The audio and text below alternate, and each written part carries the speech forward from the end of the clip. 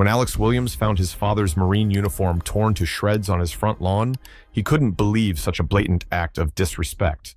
HOA chairwoman Deborah Langley dismissed it as junk, her cold indifference fueling outrage. But when his father's former unit arrived, silence was no longer an option. What happened next proved one thing: honor and brotherhood can never be destroyed. The morning air was crisp, carrying the scent of freshly cut grass and the distant hum of sprinklers. Alex Williams stepped out onto his front porch, stretching his arms as he prepared to face another routine day. But as his gaze swept across the front lawn, the easy comfort of morning shattered. His breath caught in his throat. Shreds of deep navy fabric lay scattered across the damp grass, their frayed edges fluttering slightly in the breeze. Gold buttons, some still barely clinging to the ruined fabric, glinted in the early sunlight. A piece of a sleeve was tangled near the flower bed, the Marine Corps insignia torn but still visible, defiantly clinging to what remained. Alex's stomach clenched. A strange, hollow ringing filled his ears. He took a step forward, then another, his body moving before his mind could fully process what he was seeing. He knelt down, his fingers reaching out hesitantly, as if afraid the fabric would dissolve into nothing the moment he touched it. But it was real. The rough wool and embroidered patches were unmistakable.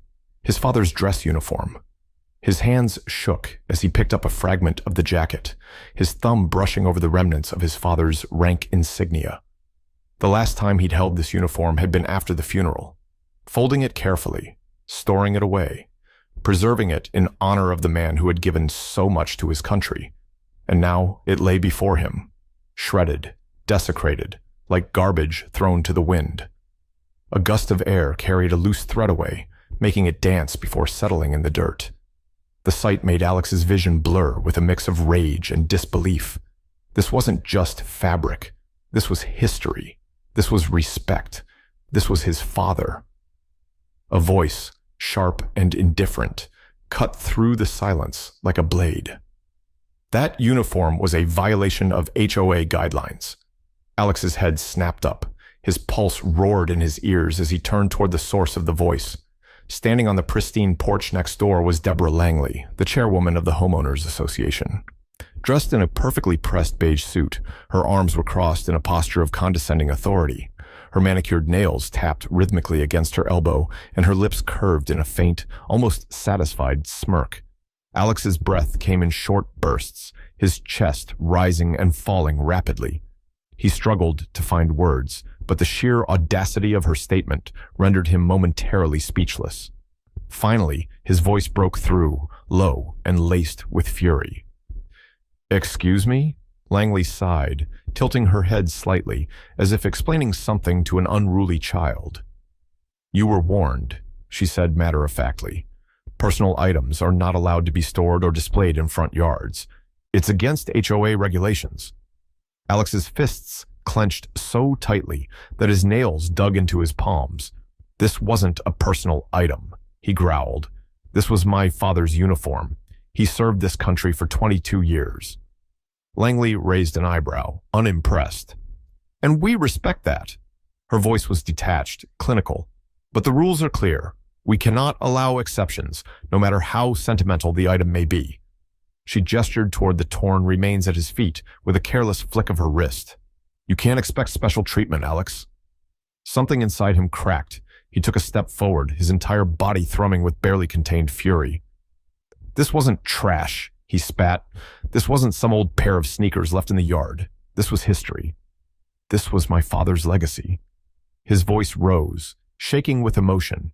"And you destroyed it." Langley exhaled, her patience thinning. "Rules are rules." Then, as if the conversation were nothing more than an insignificant inconvenience, she turned on her heel and walked inside, the door clicking shut behind her with a finality that made Alex's blood boil. For a long moment, he stood frozen in place, his fists still clenched, his breath uneven. His entire body was trembling, not just with rage, but with something deeper, something raw and searing, something that felt disturbingly close to helplessness. The wind stirred again, lifting another scrap of fabric and carrying it across the lawn. Alex barely noticed. His mind was a storm of memories. His father standing tall in that very uniform, his firm voice filled with wisdom and warmth. His father had always taught him about honor, about respect, about never backing down when something wrong had been done. This was wrong, and this wasn't over.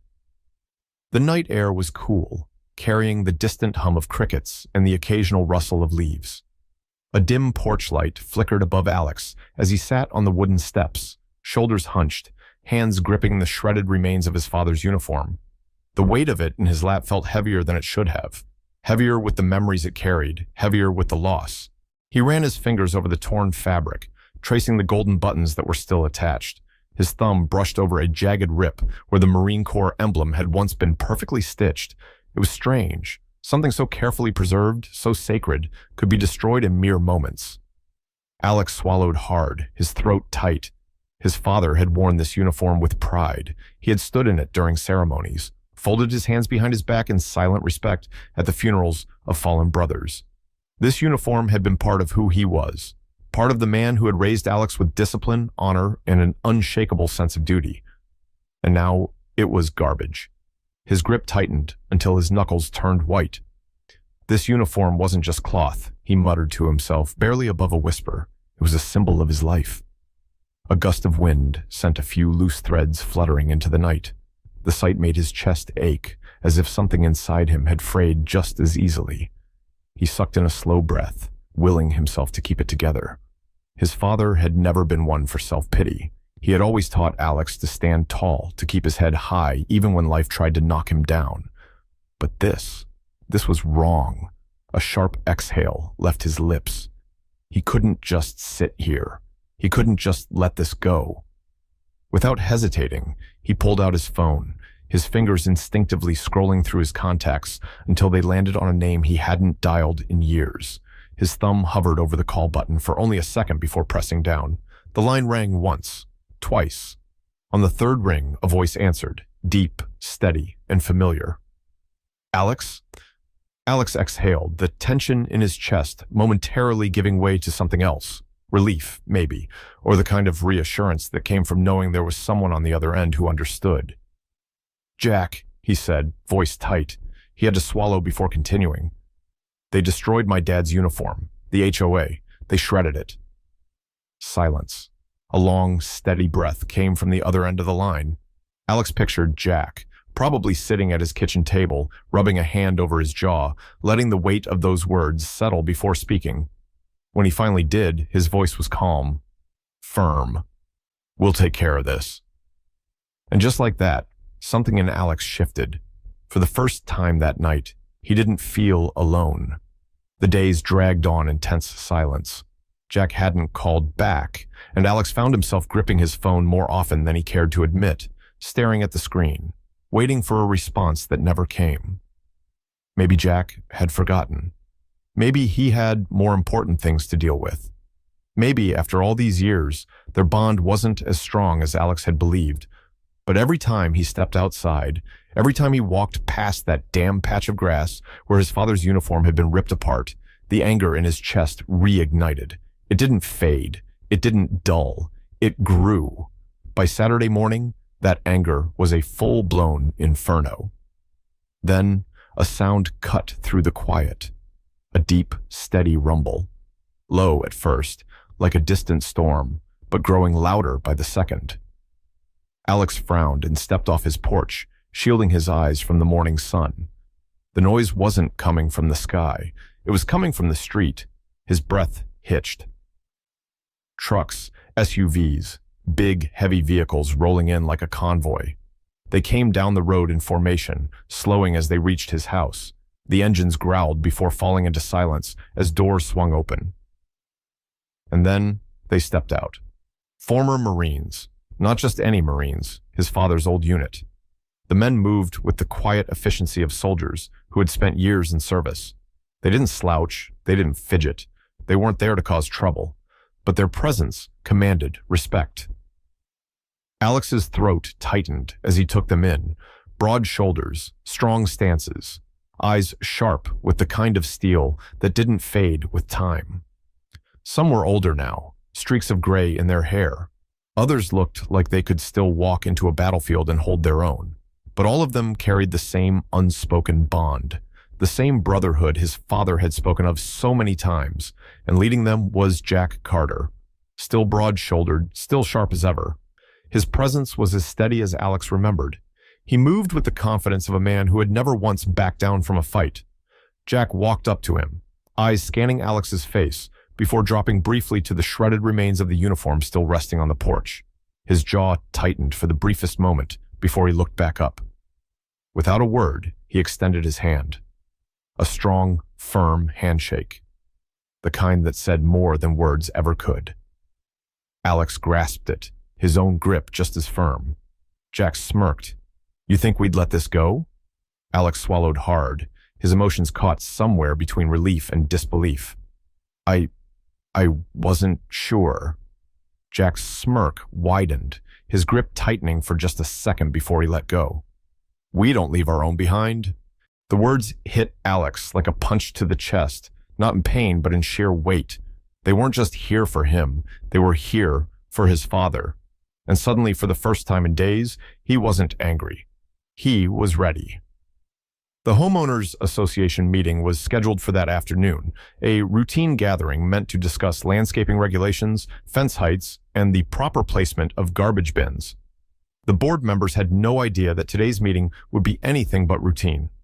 By the time the meeting was set to begin, nearly a dozen former Marines had assembled outside the HOA headquarters, a small, modern clubhouse nestled in the center of the neighborhood. It was meant to be a place of order, control, and quiet governance. But today, it would be a battlefield. Alex stood among the men, his chest tightening as he took in the scene before him. These weren't just any Marines. These were his father's brothers-in-arms. They stood in crisp, formal attire, their postures rigid, their expressions unreadable. The air was heavy with tension. Even passers-by noticed something was different. Neighbors slowed their steps. Curious eyes peeked from behind curtains. There was no shouting, no aggression, just presence. And that was enough. Then, the clubhouse doors swung open. Deborah Langley stepped outside and froze. Her eyes flickered across the gathered men, her smug authority wavering for the first time. She had dealt with angry homeowners before. She had faced complaints, protests, and even the occasional legal threat. But this was different. These men weren't just angry. They weren't pleading for fairness or requesting a second chance. They were standing for something bigger than rules and regulations. Langley cleared her throat, trying to regain her usual composure. She forced a tight smile. "Can I help you?" Her voice was smooth, but Alex could see the way her fingers twitched as she clasped them in front of her. Jack Carter, unshaken, took a slow step forward. His presence alone carried the weight of command, the kind that couldn't be earned through elections or community votes. He was a man who had given orders in places far more dangerous than this suburban battlefield. "You owe Alex an apology," Jack said. Langley scoffed, the forced confidence returning to her face. "For what?" Jack's gaze darkened. His voice, when he spoke again, was steel. "For desecrating a Marine's uniform." The words cut through the air like a knife. Langley's lips parted slightly, as if she wanted to argue, but something stopped her. Maybe it was the way Jack's voice carried no room for negotiation. Maybe it was the silent, unwavering presence of the men behind him. Or maybe, for the first time, she realized, no, Tom. She had seriously miscalculated. The silence that followed Jack's words was thick, stretching between them like a taut wire, ready to snap. The crowd around them had grown. Neighbors loitered on sidewalks, peering out of windows, murmuring amongst themselves. Langley's lips pressed into a thin line, a flicker of something unreadable passing through her eyes. She inhaled sharply, then exhaled in a controlled, measured way, as if forcing herself to remain composed. "This is unnecessary," she said, her voice clipped. "The HOA enforces regulations for the good of the community." Jack didn't flinch, didn't blink. His stance was solid, his presence unwavering. He let the weight of his silence settle before answering. "That uniform was not garbage," he said, voice steady and deliberate. "It was a legacy. You don't get to destroy that and walk away." His words landed like a hammer against stone. Langley's jaw twitched, her fingers tightening into a clasp in front of her. The board members seated behind her exchanged nervous glances, the tension rolling through them like an electric current. They weren't accustomed to this conflict of this magnitude, of this weight. They were used to disputes about lawn lengths and fence placements. But this was different. A murmur spread through the crowd. Some neighbors looked down, suddenly uncomfortable.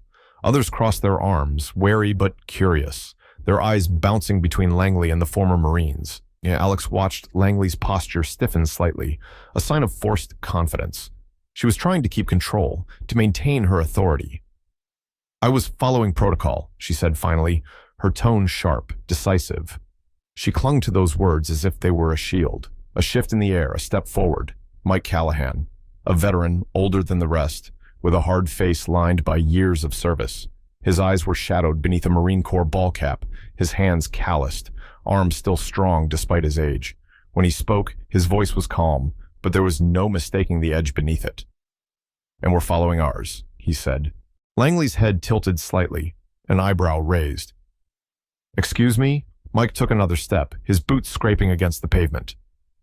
"Marines protect each other," he said simply, "and the memory of those who served." The words weren't loud. He didn't need volume. The conviction in his voice was enough. Langley's fingers twitched. Her weight shifted from one foot to the other. For the first time since she had stepped outside, she looked uncertain. The tension hung thick in the air, wrapping around the small crowd like a tightening noose. The HOA board, so used to dictating neighborhood policy without resistance, was visibly shaken. They had expected routine business, perhaps minor complaints, the usual petty grievances. They hadn't expected this. A line of former Marines standing shoulder to shoulder, a growing crowd of residents, watching, whispering. And most importantly, defiance. Langley's forced composure was beginning to show cracks. Though she held herself stiffly, her hands clasped in front of her as if she could physically hold on to control. Then, a voice broke through the silence. "Perhaps we should reconsider." All eyes turned toward one of the board members, a middle-aged man with wire-rimmed glasses and a receding hairline. His voice was uncertain, but there was a nervous sincerity in his tone. Before he could finish, Langley snapped her gaze toward him. "We cannot set a precedent," she cut in sharply, her words laced with frustration. "If we make an exception here, then what stops others from claiming special circumstances? Rules exist for a reason." Jack didn't hesitate. He stepped forward, his voice calm but sharp as a blade. "You already did," he countered, locking eyes with Langley. "You set a precedent the moment you shredded a Marine's uniform and treated it like garbage." Langley opened her mouth to retort, but the murmurs in the crowd grew louder. Some nodded, their arms crossed as they exchanged hushed conversations. Others looked uncomfortable, as if suddenly realizing they had been complicit in something wrong. A few had their phones out, recording, documenting every moment, every word. Alex stood near Jack, his hands clenched at his sides, but his heart pounded with something new, momentum. For the first time since this whole nightmare began, the tide was turning. Jack let the moment settle before turning his attention back to the crowd. His voice rang out, steady and authoritative, the way only a leader's could. "Let's vote." Langley's head snapped up, her entire body tensing. "What?" Jack ignored her. His gaze moved across the gathering of neighbors, then to the board members. "Let's vote," he repeated. "Let's see if this rule actually stands with the people in this community." A ripple of agreement moved through the crowd. "Yes. Let's vote. Let's see." Langley's face darkened, her jaw tightening as she realized she was losing control. A heavy silence settled over the gathered crowd as the motion for a vote was officially called. The HOA board members, once seated comfortably in their positions of power, now looked visibly uneasy. This was no longer a small neighborhood dispute over regulations. This had become a reckoning. Langley sat rigid in her chair, her fingers drumming against the polished wooden table, the only sign of her agitation. She had lost control of the narrative. This was no longer about her enforcing rules. It was about the community deciding whether she had gone too far. A show of hands was called. First, a few tentative arms rose, then more. Within moments, the majority of the homeowners in attendance had their hands raised in favor of Alex and the Marines. It wasn't even close. The decision was clear. Langley's expression barely concealed her frustration. Her lips thinned, her cheeks darkened with barely contained anger. But she was trapped. The community had spoken. The murmurs died down as all eyes fell on her. The demand was unspoken, but undeniable. She had to apologize. For the first time that day, Langley hesitated. Her fingers twitched, her throat bobbed in a hard swallow. When she finally spoke, her voice was tight, forced through gritted teeth. I apologize. It wasn't sincere, not even close. The bitterness in her tone was impossible to miss. Jack, standing tall beside Alex, didn't move. His gaze was locked onto Langley, unflinching. He took a single step forward, closing the small distance between them. The movement was subtle, but it was deliberate. "Say his name," Jack said, his voice low, measured. Langley blinked, caught off guard. "What? Say his name." The demand hung in the air, heavy and inescapable. Langley's breath hitched slightly. For a moment, it seemed like she might refuse. But then she looked past Jack, past the Marines, past Alex, out at the crowd. She saw their faces, the stern expressions, the expectant silence. She wasn't just apologizing to one person. She was apologizing to a whole community that had finally had enough. Langley swallowed hard. "I apologize," she forced out, her voice barely above a whisper, "to the family of Sergeant Bill Williams." The silence held for a brief moment, thick, weighty. Then it broke. A wave of applause swept through the crowd. Some clapped with quiet satisfaction. Others cheered. A few even placed hands over their hearts in silent respect.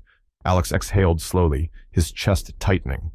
Not with anger this time, but with something else. Relief, vindication, justice. His father's name had not been erased. It had been honored. The transformation happened quietly, without formal announcements or HOA mandates. A week after the confrontation, the neighborhood came together. Not because they were forced to, but because they wanted to. It wasn't a protest. It wasn't a demand. It was respect. Where just days ago the remnants of Sergeant Bill Williams' uniform had been scattered like trash, something new now stood. A flagpole, tall, solid, unwavering. The sight of it made Alex's breath catch as he approached, his steps slow, deliberate. The pole gleamed under the midday sun, its surface polished to perfection. At the top, an American flag waved proudly, catching the wind, its fabric rippling like the ocean his father had once crossed on deployments. And at the base, a plaque. Alex knelt, running his fingers lightly over the engraved words. "In honor of Sergeant Bill Williams and all who served, Semper Fi." The weight of those words pressed into his chest, an ache settling deep inside him. But it wasn't the same ache of anger and helplessness he had felt before. This was different. This was peace. A presence moved beside him. Alex didn't have to look up to know who it was. Jack Carter stood there, silent for a moment, looking down at the plaque. His jaw was tight, but his eyes held something soft, something reverent. Alex shifted slightly, adjusting the neatly restored uniform he held folded in his arms, the same one that had been shredded, now meticulously repaired by the hands of the very Marines who had served alongside his father. The golden buttons gleamed, the fabric was clean and pressed, the insignia stitched back in place. It wasn't the same as before, but neither was Alex. Jack exhaled, then reached out, giving Alex's shoulder a firm, reassuring pat. "He'd be proud," Jack said, his voice gruff but steady. Alex swallowed hard, his throat tight with emotion. He looked up at the flag, watched as it danced against the sky. A slow nod. "We don't let them erase history," Alex said quietly. Jack nodded back. "No," he agreed. "We make sure they remember."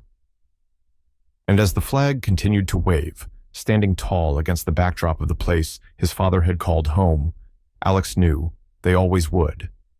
The sky was painted in deep shades of orange and purple as the sun dipped below the horizon. A warm breeze carried the faint scent of freshly cut grass, rustling the leaves of the towering oak trees that lined the street. Alex stood on the sidewalk, hands in his pockets, staring up at the flag. It moved effortlessly with the wind, each ripple a silent testament to everything it stood for: strength, sacrifice, legacy. But this moment wasn't just about a flag. It wasn't just about a uniform. This was about something bigger: respect, honor, brotherhood. His father had taught him about all three, not just in words, but in the way he had lived his life, the way he had carried himself, the way he had never backed down when something mattered. And now, because of the men who had stood beside Alex, because of the voices that had refused to be silenced, that legacy would never be erased. Alex let out a slow breath, his chest rising and falling with the weight of everything that had happened. For days, he had been consumed by rage, by the helplessness of watching his father's memory be torn apart. But he wasn't alone. His father's unit, his brothers, had come through for him, just as they had always come through for one another. It didn't matter that the war was behind them. It didn't matter that years had passed since they last stood together on the battlefield. When one of their own needed them, they showed up. That's what it meant to be a Marine. That's what it meant to be family. Alex swallowed the lump in his throat, forcing himself to look away from the flag and back toward his house. The streetlights flickered on, casting a soft glow across the neighborhood. A few of his neighbors still lingered nearby, quiet, thoughtful. Some exchanged small nods of respect as they passed. A week ago, this place had felt different. Now, it felt like home again. His fingers brushed against the folded fabric in his hands, his father's uniform, carefully restored, whole once more. It would never be the same. But then again, neither would he. Some things were worth letting go of. And some things were worth fighting for. With one last glance at the flag, Alex took a deep breath, squared his shoulders, and stepped forward. His father had always believed in doing what was right, and now so did he. So,